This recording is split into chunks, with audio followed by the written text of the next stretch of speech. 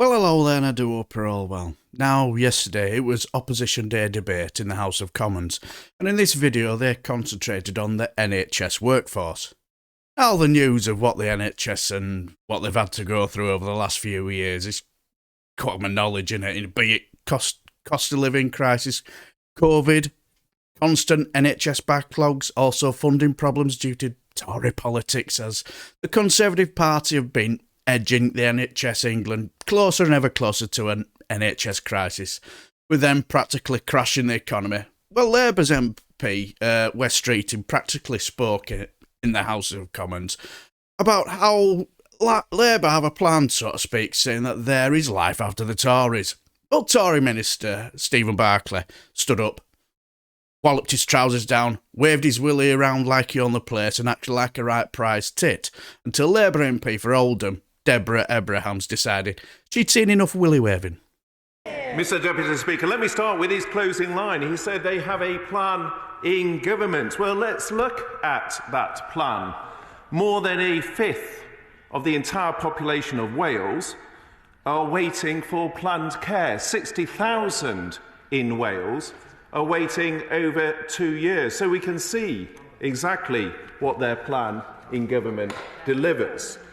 Indeed, he asked us to remember when they were last in power, and we still do, Mr Deputy Speaker. We remember the letter that said there was no money left. And let's look at what is excluded. He's just had plenty of time to discuss. I didn't feel the need to hector him through because I thought his points had so many flaws in them that it is important that the House was able to hear them. But he feels obviously that he didn't effectively make his case and would like to have another go. Does he want to have another go? No, he doesn't want to intervene. So let me turn firstly to what he left out of his motion, because his motion ignores a number of salient points. He didn't mention, for example, the autumn statement. You would have thought that was quite a significant thing, the extra £6.6 billion of funding over the next 2 years into the NHS, something that the NHS Confederation, no less, described as a settlement that was, quotes, a positive day for the NHS. And the Chief Executive of the NHS has said that it should provide, quote, sufficient funding to fulfil the NHS's key priorities. But he chose not to mention that significant funding uplift. He also, much perhaps to the surprise of the House, chose not to mention the uplift in social care that was announced in the autumn statement. Well, in a moment, in the autumn statement, because I know quite often members opposite call for more funding. So I would have thought, given that they frequently call for more funding, they would be keen to hear both. I'll take that in there in a second, but I would have thought they'd be keen to hear about the extra £6.6 billion of additional funding into the NHS. But more, Mr Deputy Speaker, you would have thought they'd be keen to hear about the biggest increase in funding under any government in history into our social care, delivering £8 billion, which we have committed to. That's alongside the social care.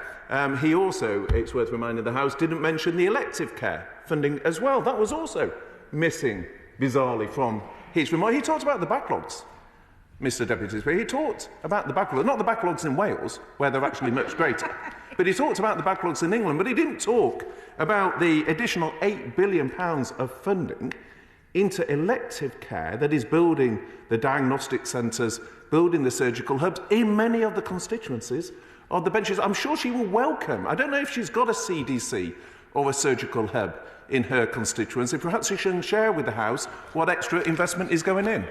Well, I tell you what I would like to ask the Minister, as somebody who worked in the NHS during the former Labour government, I was proud of being able to ensure that my constituents would have got an appointment with their GP within 24 hours. I was proud of the fact that somebody who needed elective care would get that elective care within 18 weeks. I was proud that somebody diagnosed with cancer would have treatment start within 60 days, not under your watch. And can the Minister now reply why, in my Oldham constituency, we have fewer GPs from 2015 and an increase in demand. How is this delivering the quality care that I know that under my watch, under the former Labour government watch, we had?